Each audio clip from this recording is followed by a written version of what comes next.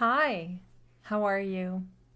It's winter, it's cold outside for many of us, and you may be finding yourself with more negative thoughts than usual, especially if you don't enjoy winter activities.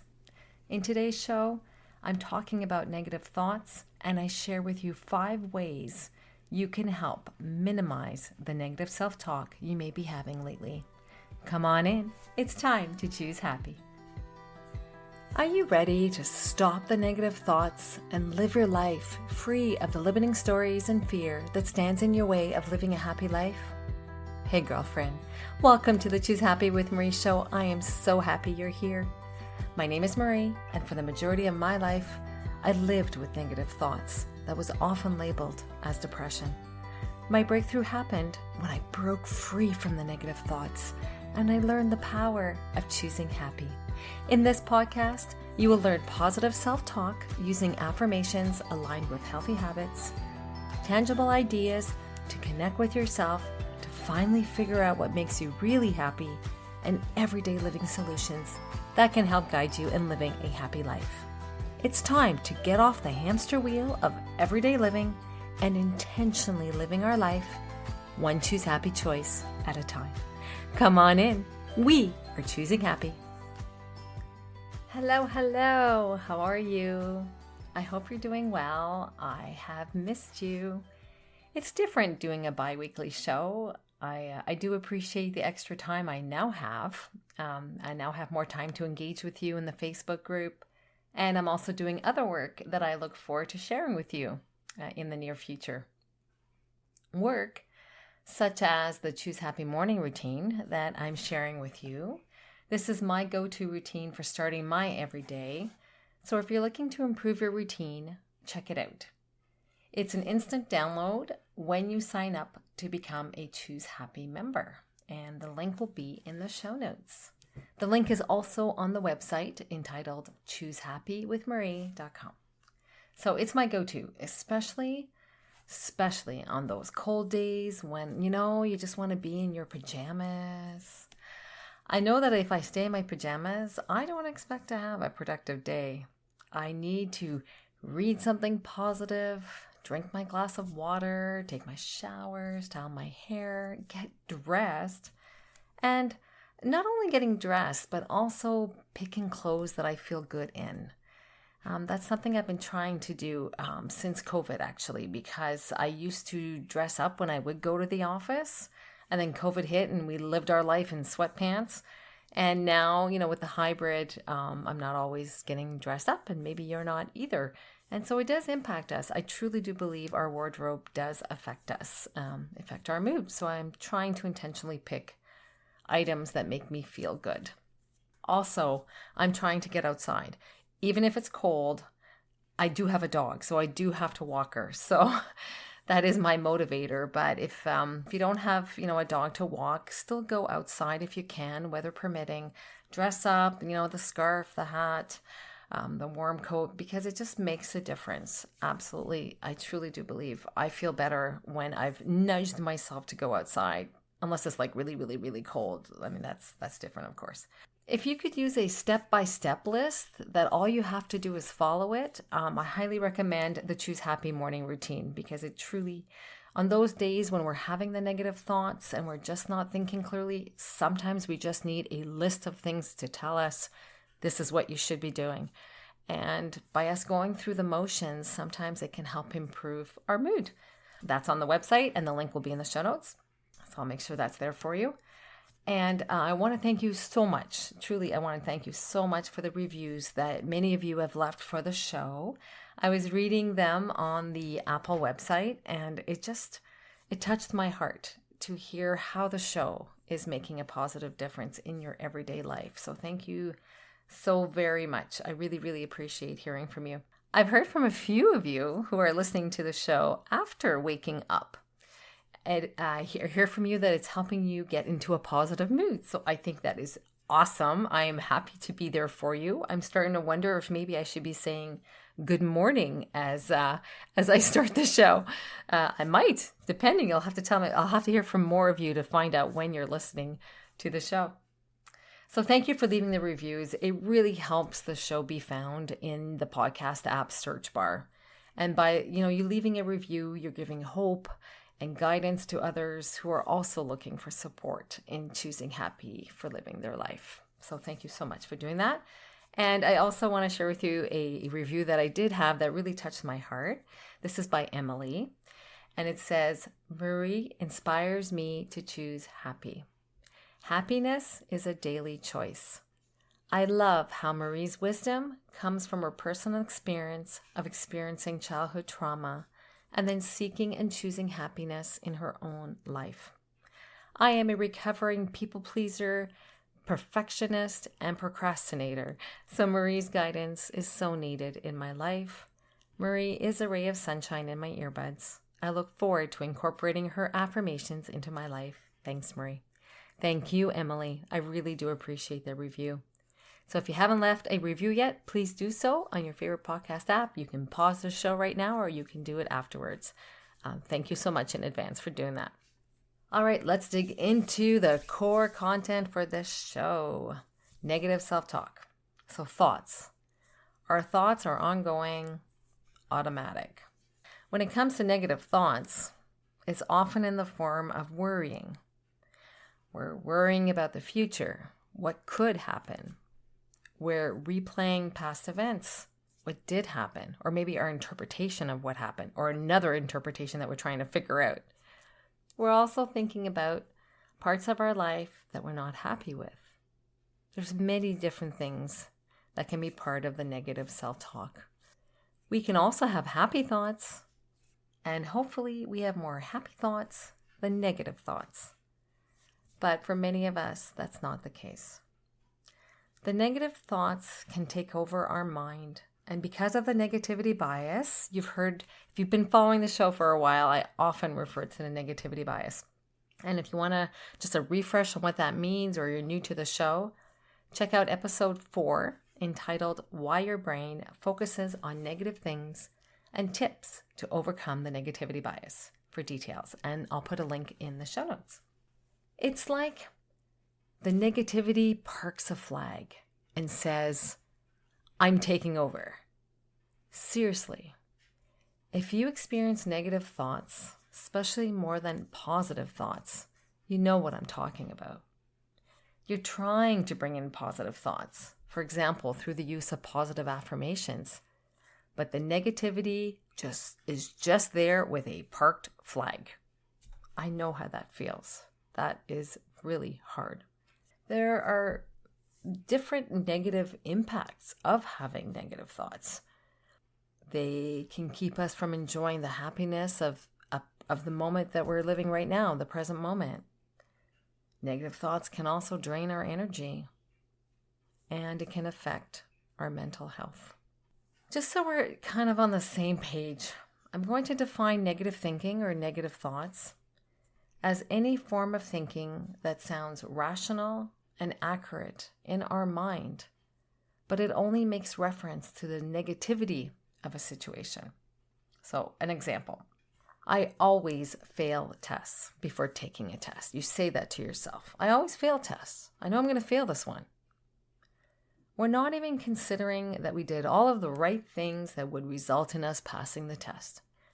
We put in the hours of study, we attended the classes, yet for some reason, our brain only sees that we fail tests because maybe we had one test that we failed on a subject that we were struggling with. Yet our mind has led itself to believe that we always fail tests. Inner critic. We all have some sort of inner critic. You know what I'm talking about?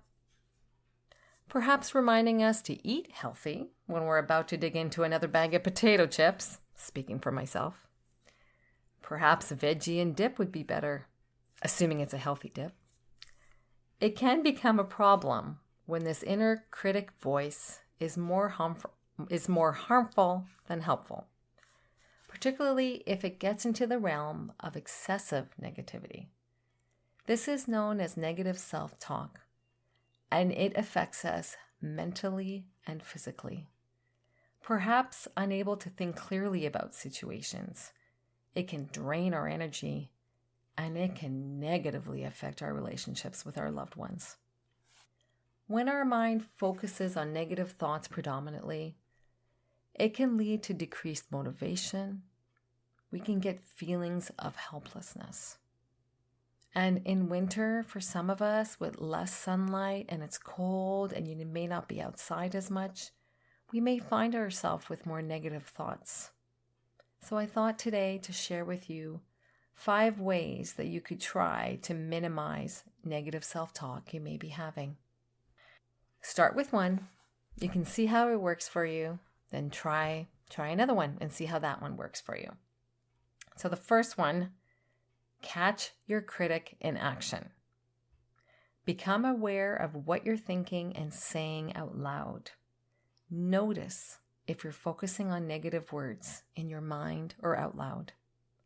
Ask yourself, would I say this to a good friend? Or even to a child? The second way you can minimize negative self-talk, remind yourself that thoughts and feelings are not always reality. Our brains are powerful. Our thoughts do have the power to skewer information, subject to biases and the influence of our moods at that point in time. The third way that could help in minimizing negative self-talk, and I really like this one, give your inner critic a nickname. I really love this one, and it's an effective technique, and it can make you laugh if you pick the right nickname. If you find yourself that you're stuck in negative self-talk a lot, it's time to name that critic, or time to name that is creating all of the negative thoughts. There was once a Saturday Night Live character known as, and you may remember this if you are a follower of Saturday Night Live, a character named Debbie Downer. This character would find the negative in any situation. The approach is that when you're hearing the negativity, you give it a name. For example, you can call it Debbie Downer or any other name that resonates with you. And then when the negativity is going on in your mind, you can tell yourself, there's Debbie Downer doing her thing again. If you approach this in a lighthearted way, it can make you laugh. Personally, I use this one, and her name is Debbie Downer. I don't want to use just Debbie because I have a real friend named Debbie, and she's not negative, so I don't want to label all the Debbies out there. So when the negative self-talk just won't quit, I will say to her, you've said enough. Time to move on, Debbie Downer. When we see the inner critic as a force outside of us, someone or something that we can influence, we gain power over it. So you may want to give that a try. I find it fun. The fourth way that can help minimize negative self-talk, contain your negativity. If the negative self-talk continues, we can influence it by containing it when it can speak or what it can speak about. For example, something I'll do is I'll give the negativity a time frame for sharing its ideas with me. For example, you, Debbie Downer, have 15 minutes to tell me everything negative that you feel you need to tell me. It actually works. And you can even put like a timer on your phone. Like you're playing a game. You're playing a game with yourself and you're saying, yes, I hear you. And I'm going to give you the time to hear you. And then there's an end point. We need the negative thoughts to have an end point. The fifth way to help minimize negative self-talk, and it may sound strange at first, but it can work, is you give thanks to the negative self-talk. Our negative self-talk, our inner critic, our Debbie Downer, she's trying to help us. She is highlighting what can go wrong. She's actually trying to protect us. I know it may sound strange. Stick with me here for a second. What if we let her say what she needs to say? We give her that time limit. And then we thank her. We listened to what she had to say. We allowed her to say what's on her mind. For example, in the case of, I'm going to fail the test, I always fail tests, we could say something like this. Thank you, Debbie Downer, for pointing out that I could fail this test. I remember that other test that I failed. I remember that was painful. It's a different time now. I studied and I went to class and I know the material well. And it's a subject I enjoy. I can and I will pass the test. Another thing you could do as a bonus is you could say it out loud. Another technique you can do when you find yourself thinking negative thoughts in your mind is to actually say them out loud, even if it's just to yourself. Or you can tell a trusted friend that you're having these negative thoughts about a situation. There's something about saying words out loud that sounds different. So you can give that a try the next time you're experiencing negative self-talk. I hope these 5 ways can help empower you to not let the negative self-talk take over your life. It can. I know what that feels like. It first starts with awareness that it's happening. So you're seeing it happen.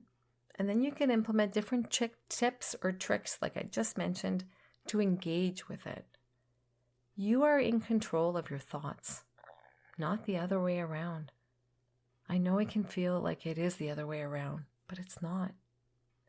Debbie Downer, she is not the leading lady in my life, and I hope she's not in your life either. Okay? She can drop in and visit and share her opinions, but that's where it ends, and she is getting a time limit. So here's a recap. The first way to minimize negative self-talk, catch your inner critic in action. See it happening. The second way, remind yourself that thoughts and feelings are not always reality. And the third way, give your inner critic a name. And the fourth, contain your negativity within a time frame. And the fifth, give thanks to your negative self-talk. I'd like to leave you with a little quote. Be careful how you are talking to yourself, because you are listening. By Lisa Hayes. A reminder that the next episode will be in 2 weeks. So subscribe to the show on your favorite podcast app, and the app will notify you when the next episode of the show goes live. As a courtesy, I also send out an email to Choose Happy members, letting them know that the episode is out, and I give a summary of what the topic is for that week's show. So the next episode will go live in 2 weeks on a Tuesday. If you're not already a member, sign up and receive the Choose Happy morning routine, and it will automatically sign you up to receive the biweekly email. Oh yes, you'll also get a bonus sample pack affirmations from the Choose Happy Affirmations card deck. Until next time, wishing you a wonderful week, choosing happy. Cheers!